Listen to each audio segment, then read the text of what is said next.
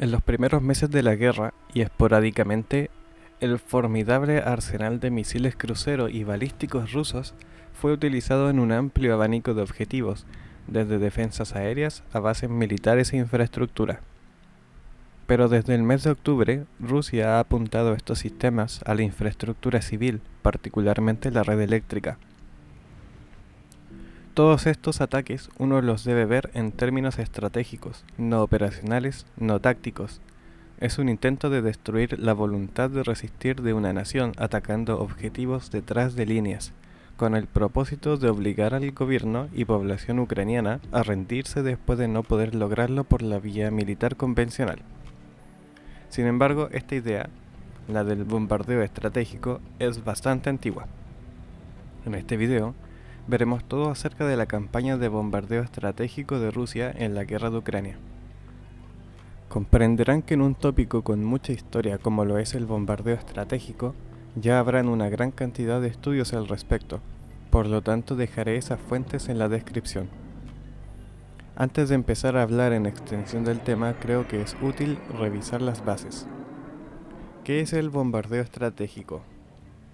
El bombardeo estratégico lo podemos definir como la estrategia utilizada para destruir la habilidad de una nación para hacer la guerra, destruir la voluntad y gobierno atacando no objetivos militares, sino que objetivos civiles tales como fábricas, infraestructura crítica y a la población misma mediante el uso de la aviación estratégica. Por si no está familiarizado con la terminología, si una tropa en combate pide un bombardeo a una unidad militar enemiga cercana, a eso se le llama apoyo aéreo cercano.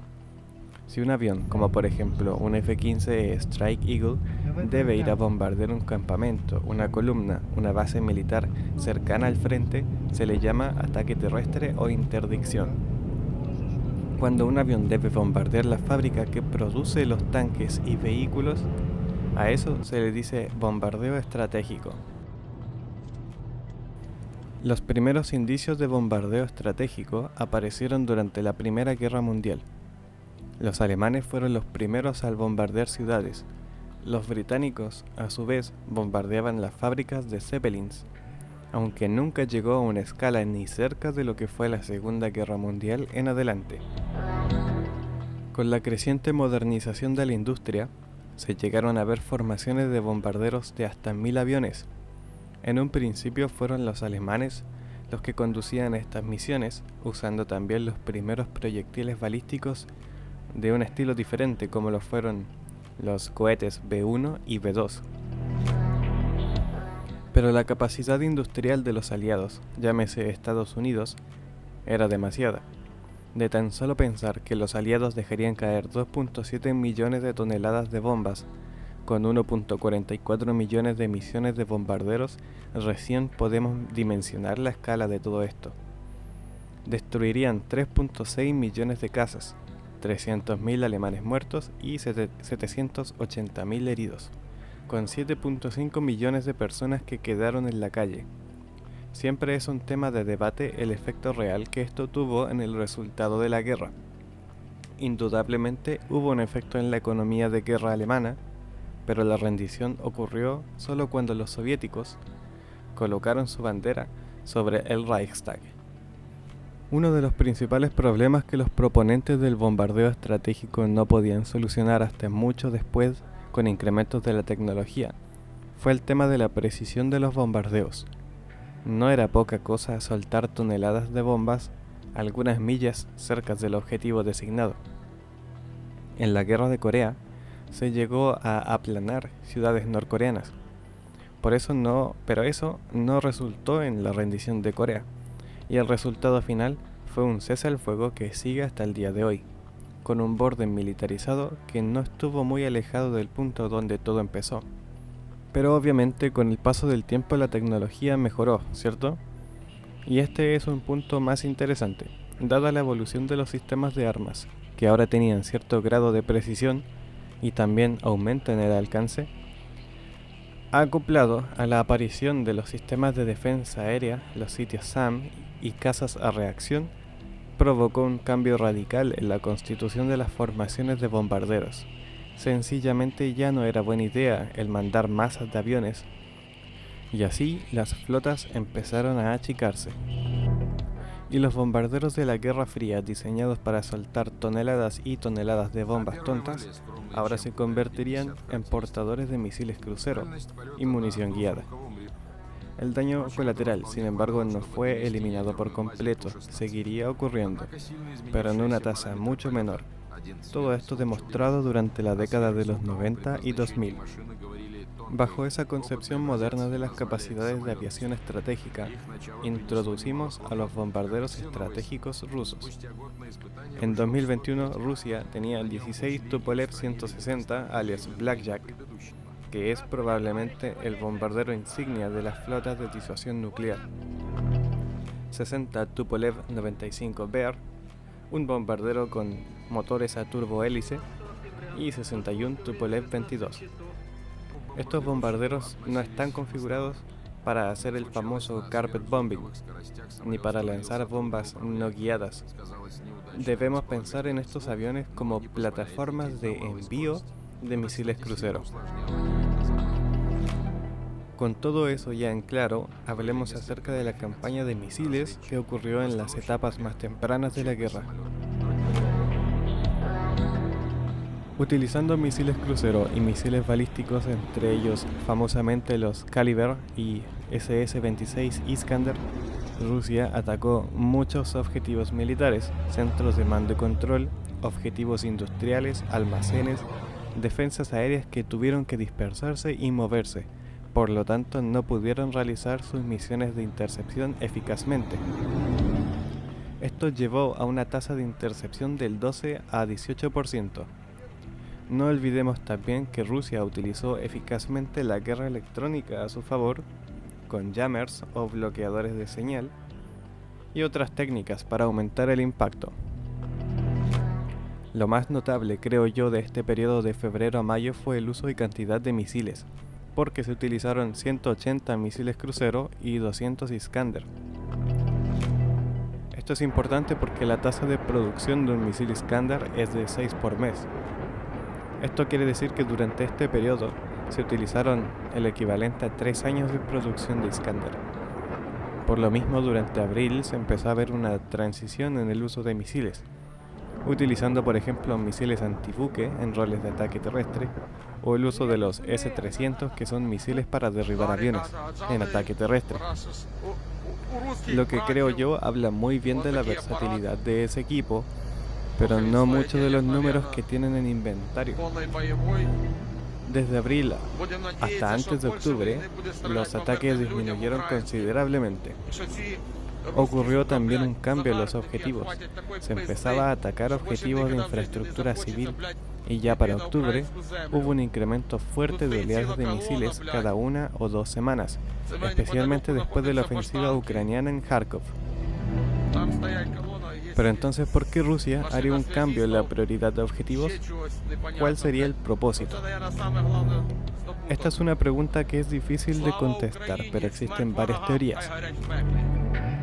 La primera es un tema de política interna. Luego del fracaso de las 3 semanas, el convoy de 50 kilómetros, la retirada táctica de Kharkiv, la población civil empezó a presionar al gobierno y Ministerio de Defensa. Por lo tanto, mostrar progreso en algún área, como por ejemplo destruir la red eléctrica de los nazis ucranianos, y dar a entender que la guerra va bien, que se están completando objetivos, puede ser una de esas cosas que llegue bien al público ruso, especialmente los ultranacionalistas. Otra teoría es la clásica destrucción de la voluntad del pueblo ucraniano y el menguante apoyo de Occidente, que mediante el sufrimiento de la población por no tener electricidad, por ejemplo en este invierno que se avecina, haría más proclive una rendición y una disminución en el apoyo de Occidente, bajo la premisa de que si Occidente sigue apoyando a Ucrania, más gente inocente moriría. Otra teoría es el impacto operacional de las defensas aéreas ucranianas, de forma de lograr más cosas en el apartado táctico. Al bombardear detrás de las líneas, las defensas aéreas no pueden interceptar a estos misiles. Por lo tanto, los antiaéreos deberán retroceder a defender objetivos estratégicos, dejando a las tropas en una situación más vulnerable contra ataques aéreos. Probablemente el enfoque, sea una combinación en algún grado de todas estas ideas, la razón del por qué cambiaron al bombardeo estratégico. La política y la moral seguramente toman mayor precedencia. Los objetivos de bombardeo han sido bastante específicos. La red eléctrica. ¿Y por qué la red eléctrica? Pues no es necesario bombardear cada fábrica ucraniana, cada riel de tren. Si quiere hacer que dejen de funcionar, entonces con cortar su electricidad basta. No solo eso, la electricidad es un elemento crítico para casi toda actividad humana. Para el calentamiento a puertas del invierno, la refrigeración, la salud, comunicaciones, transporte y producción industrial. Esto hace de la vida civil incluso más miserable. Esta infraestructura es además muy, comillas, suave, es delicada. No es una fábrica de tanques que de seguro tendrá reforzamientos estructurales. No requiere de un esfuerzo titánico para lograr el efecto deseado, ya que no es tan robusta la infraestructura eléctrica. Los tiempos de reparación son además largos porque es difícil conseguir los componentes para reparar.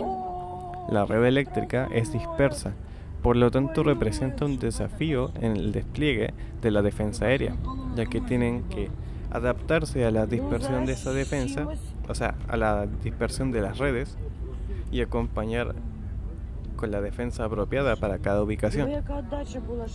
Si bien es difícil eliminar por completo toda generación eléctrica porque también Europa ayuda con importes de electricidad, las unidades militares tienen sus propios generadores locales o móviles, sí se pueden cortar repetidas veces las redes y disminuir el producto energético, y es por estas razones que Rusia eligió esta lista de objetivos. Los ataques en noviembre fueron los más devastadores, con efectos severos, pero ya llegando diciembre, Ucrania dijo haber incrementado mucho su tasa de intercepción y los efectos en general han sido menos devastadores que en los ataques de noviembre. ¿Y cómo es que Rusia justifica estos ataques? Pues diciendo que la OTAN bombardeó a Yugoslavia, lo que es cierto, pero la propia Rusia en ese tiempo condenó a los ataques a Yugoslavia, así que están siendo contradictorios, prácticamente se están criticando a sí mismos. Otro argumento para comenzar esta campaña de bombardeo a infraestructura civil es que Ucrania atacó el puente de Crimea, lo que no tiene sentido porque Rusia atacó a los civiles de Ucrania mucho antes que Ucrania atacara el puente. Por lo tanto se descarta como una justificación. ¿Qué sigue a futuro? Lo más probable es que las oleadas de ataque a infraestructura sigan, provocando un daño significativo a la infraestructura, forzando apagones para regular la carga a los nodos más críticos, convirtiendo esto en una carrera entre el daño producido y la reparación. Entre la defensa aérea ucraniana, que a propósito se vuelve cada vez más robusta y mejorada gracias a Occidente, y la fuerza de bombarderos y misiles. Así que si nos planteamos el futuro, ¿le servirá a Rusia todo este esfuerzo de bombardeo estratégico? Tendremos que mirar al pasado una vez más. Una de las primeras preguntas que nos debemos hacer es la siguiente. ¿El bombardeo estratégico paraliza la producción? La respuesta va desde un depende a sí, pero se requiere un esfuerzo relativo al objetivo. Y es una pregunta que también es difícil de responder con estadísticas, dado que no todos los objetivos son iguales. Por ejemplo, hay maquinaria que es muchísimo más resistente que otra. Una máquina hecha para cargar y transportar tanques será mucho más robusta a una explosión que, por ejemplo, los semiconductores en un sistema electrónico. Los ataques a ciudades por parte de la Royal Air Force británica antes del otoño del 44 no afectó sustancialmente a la producción de guerra alemana. Durante la Segunda Guerra Mundial, los aliados identificaron algunos objetivos claves, como lugares donde se producían rodamientos de bolas, combustible o producción de aeronaves. A su vez, no hubo evidencia de que haber atacado a la industria de rodamientos haya tenido un efecto mensurable en la producción esencial de guerra. Acerca del petróleo, es un testamento al potencial y debilidad del bombardeo estratégico. Alemania era muy dependiente del petróleo sintético que era producido de forma local en plantas. Para julio de 1944, cada planta fue golpeada. La producción cayó de 316.000 toneladas a 107.000 en junio y de nuevo en septiembre. Esto obviamente asustó a los líderes alemanes porque comprendían la importancia del combustible. Requirió de inmensos esfuerzos de reparación y de recuperación, lo que incluyó a cientos de miles de hombres. Por darles un ejemplo de lo persistente que puede ser un pueblo, está la planta de petróleo sintético de Leuna, una de las plantas más grandes de la Alemania nazi, la cual fue un objetivo prioritario en los bombardeos estratégicos aliados. Esta planta consistía de 7.8 kilómetros cuadrados de terreno, con 250 edificios y 35.000 trabajadores, y la protegía una división entera de antiaéreos Flak. Fue bombardeada un total de 22 veces, con 6.552 salidas, recibiendo 18.328 toneladas de bombas. Solo el 29% de las bombas cayeron dentro de la planta, y para mostrarles la capacidad de adaptación, durante el primer bombardeo 126 trabajadores murieron, pero a lo largo de los siguientes 21 bombardeos, solo murieron 175. Pero durante todo este tiempo, igual se mantuvo un 10% de productividad en promedio, porque los alemanes seguían reparando la cuestión. Es de esperar que mientras más hagas algo, más bueno te haces en eso. Reparar cosas no es la excepción. Volviendo a Ucrania. La parálisis de la industria ucraniana es casi irrelevante. La escala y repetición de los ataques es simplemente imposible de replicar. Rusia no tiene miles de misiles. La disminución de los ataques y utilización de armamento antiguo es la prueba. Igual que en Corea y Vietnam, la industria que apoya al esfuerzo de guerra en realidad está ubicada fuera del país objetivo y por lo tanto fuera de cualquier ataque. Si bien los ataques son inconvenientes porque la industria ucraniana sigue siendo una fuente de suministros, los déficits son compensados por el apoyo extranjero. La energía, como hablamos, es un tema diferente. Pero todo esto, ¿tiene un efecto en el potencial militar? Yo creo que el costo más relevante para Ucrania tiene que ver con la defensa aérea, debido a que la cantidad de inversión requerida para una campaña de bombardeo estratégico debe ser relativa a la cantidad de inversión que utiliza el defensor en la defensa aérea. Por ejemplo, los alemanes en la Segunda Guerra Mundial gastaron enormes cantidades de personal, cañones y munición antiaérea.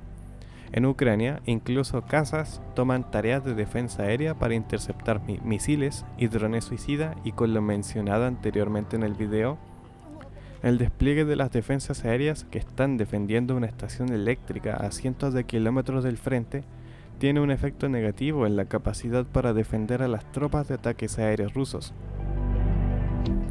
Pero, ¿qué ocurre con la moral de la gente? Julius Douhet fue uno de los primeros teoristas del bombardeo estratégico, y para él, si la moral del pueblo colapsaba, el gobierno estaría forzado a pedir la paz. Lamentablemente, Julio era muy malo para las matemáticas, y eso es una debilidad cuando se habla de ciencia militar, porque asumía que al soltar 20 toneladas de bomba, destruiría y mataría a todo en 500 metros cuadrados. Esto proyecta bajas al nivel de una guerra nuclear usando solo bombas tontas. Como resultado de los estudios hechos después de la Segunda Guerra Mundial, en Alemania, la moral y la confianza declinaron, pero continuaron trabajando de forma eficiente mientras el medio físico de producción permaneciera presente. En Japón se sufrirían 806.000 bajas con 330.000 muertos. En junio de 1945, el 46% de la población civil japonesa sentía que la victoria ya no era posible, o sea, menos de la mitad. Esto es un Japón sin flota, en la defensiva ya por varios años, con los Estados Unidos a puertas de la isla principal, con los bombardeos incendiarios a diario, y después de ser bombardeado con bombas atómicas 2 veces, y con los soviéticos invadiendo Manchuria, el 68% de la gente pensaba que ya no era posible ganar. A fin de cuentas, el gobierno fue el primero en romperse antes que la población civil. En Corea se soltaron 600.000 toneladas de bombas. La lista de objetivos se acababa. Cualquier cosa que consistiera de más de 2 ladrillos apilados era un objetivo y la moral civil se mantuvo. En Vietnam, el tonelaje de bombas fue mayor que en la Segunda Guerra Mundial y que en Corea, con un tremendo número de bajas y la moral civil se mantuvo. Los humanos son increíblemente persistentes y adaptativos, y parece que no les gusta ser bombardeados. En Ucrania, la mayoría de las encuestas muestran una fuerte mayoría a favor de pelear hasta la victoria, variando por edad y geografía, con la mayoría siendo en el este y en el sur. En estudios pasados, el elemento más impactante del bombardeo es en la confianza de ganar la guerra. Bombardear a gente que siente que no tiene otra opción puede suscitar una reacción a cambio. La mayoría de los ucranianos creen que pueden ganar, eso dicen las encuestas, apoyado además por las recientes victorias tácticas y logros para recuperar mucho terreno, y además enojados por tener que soportar el bombardeo estratégico. ¿Y a Rusia? ¿Se le irán a acabar los misiles en algún punto? Muchas fuentes occidentales desde el principio de la guerra dicen que a Rusia se le están acabando los misiles. ¿Pero qué significa acabando? El nivel hasta el que una reserva particular se le permite llegar. En otras palabras, cuando se te están acabando las municiones, es cuando recién estás empezando a pensar en la manera de ver que esto no impacte en la preparación. No quiere decir que literalmente llegaste a cero con las municiones que tenías. Es bien sabido que los rusos siguen produciendo sus municiones, no hay razón para que paren, ¿ya? También es sabido que hay importaciones como por ejemplo los drones de Irán, las municiones de Corea del Norte, de China. Hay evidencias que nos indican los niveles de preparación en todo caso. Por ejemplo, el Iskander es muy difícil de interceptar, es un muy buen arma. Se vieron mucho al principio y en el ámbito militar siempre se va a preferir usar la mejor arma primero contra objetivos importantes. Pero el comportamiento de cambiar la selección de armas solamente muestra que están bajando los números, que la producción no es capaz de sostener todos los ataques y por eso se utilizan por ejemplo drones suicidas económicos en lugar de los Iskanders. También la cantidad de ataques, el tamaño de los ataques. Esto nos indica que ya no podrán hacer los 200 ataques en 2 meses que ocurrieron al principio. Y cuando hablamos de los bombarderos estratégicos, porque no es solamente misiles, las horas de vuelo también tienen muchos requerimientos. Necesitan personal especializado, equipamiento que quizás no está disponible. Hay también demandas por recursos de inteligencia, de evaluación de daños. ¿El misil le pegó al objetivo o no le pegó y hay que repetir el ataque? Los motores necesitan mantenimiento y tienen que ser reparados, mantenidos cada cierta cantidad de horas de vuelo. Ahora quiero hablar acerca de la adaptación a este problema. Una de las mayores trampas analíticas es la de observar una tendencia y asumir que va a continuar así para siempre. En un sentido militar, es como asumir que el oponente es tonto, que es pasivo, que no piensa, que nunca cambiará, que nunca se adaptará. Si un ataque o estrategia está teniendo éxito, es natural que el oponente intente hacer algo al respecto. Adaptarse es lo que hacen las personas, y el bombardeo estratégico tiende a provocar una respuesta adaptativa. Es cosa de ver la historia de la planta de Leuna. Ocurre lo mismo en Ucrania, con diferentes técnicas defensivas, de dispersión, de ocultamiento, cambios en la organización para mejorar la velocidad de reparos. Cada vez que Rusia ataca, el efecto es mitigado un poco más. En cuanto a cambios en la sociedad, se ha visto en la historia que la sociedad se adapta a los ataques aéreos masivos. La gente cambia su mentalidad, cambia sus prioridades de la vida, a priorizar actividades que garanticen su sobrevivencia y obtener la satisfacción de las actividades vitales como obtener agua, alimentos, donde dormir. Los gobiernos preparan evacuaciones, puntos de recolección, distribución de recursos, y en el aspecto emocional la gente se pone más resiliente. Aceptan que la vida se volverá muy dura y se preparan acorde.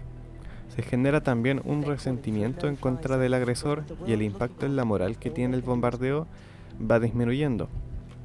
Piensen que la primera vez que cae una bomba en tu ciudad es un verdadero shock. Ya la 50ª vez que cae una bomba ya no es un shock porque es una bomba más de las 50 que vinieron antes y de las que van a venir después. Por parte de Occidente, pasaron de proveer de sistemas tácticos antitanque como el Javelin y el Enlaw a adaptar sus envíos a defensas aéreas.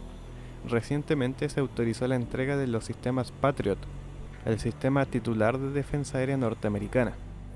Claramente eso tendrá un efecto positivo en la defensa en contra de los bombardeos. También con la llegada de los nuevos ATAK-MS y otros sistemas, Ucrania tiene cada vez más potencial de contraatacar bases aéreas y sitios de lanzamiento. Ahora llegaremos a la conclusión. ¿Funciona el bombardeo estratégico? Pues Londres no se rindió después de ver gran parte de su ciudad destruida. Alemania solamente hizo más que improvisar y adaptarse. Corea del Norte fue aplanado, Vietnam fue quemado. Ninguno se rindió porque fueron bombardeados. ¿Será Ucrania la excepción a la regla? ¿La moral colapsará debido a estos bombardeos? Yo pienso que no. Probablemente el bombardeo estratégico sí tenga un impacto tangible en el esfuerzo de guerra, pero pareciera ser un efecto limitado en el tiempo y siempre con retornos menores en relación a los recursos gastados. El bombardeo estratégico no pareciera ganar guerras, pero lo que sí produce es mucho sufrimiento. Y con eso doy fin a este video. Hasta la próxima.